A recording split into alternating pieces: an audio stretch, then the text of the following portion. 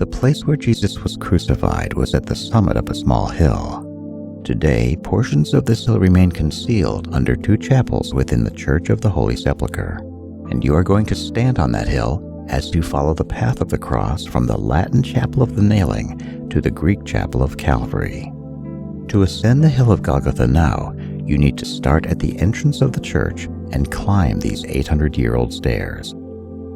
Now, according to Luke 23:26, Jesus had help carrying the cross from a Jewish man known as Simon the Cyrene. The hill of Golgotha had a gradual ascent, one where Jesus could walk to the top, even in his weakened condition, and on which there was enough room for 3 crosses.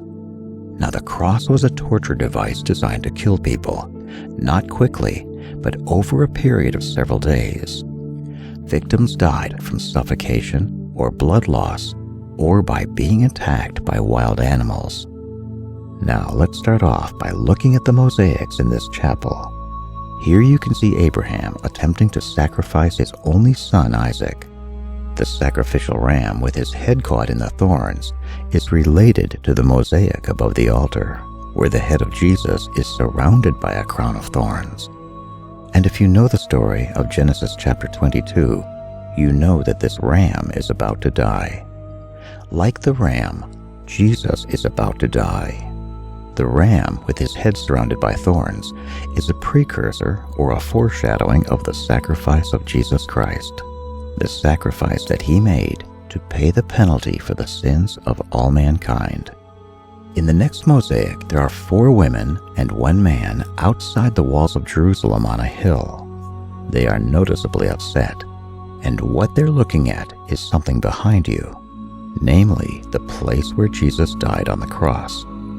Now, these women were the ones who watched Jesus on the cross from a distance. The man in this mosaic is the Apostle John, and he's the same person whom you see just to the right of Jesus on the altar of Calvary. Now let's talk about what happened when Jesus was nailed to the cross. This is the 11th station of the cross. One of the most amazing things about the crucifixion of Jesus is his reaction immediately after the Roman soldiers drove nails into his feet. At a moment like this, we would expect any normal person to respond with screams of pain. Remarkably, the first words recorded from Jesus' mouth are, "Father, forgive them." This radical declaration of forgiveness to his tormentors confirms just how much Jesus' natural mind was conformed to his Father's will.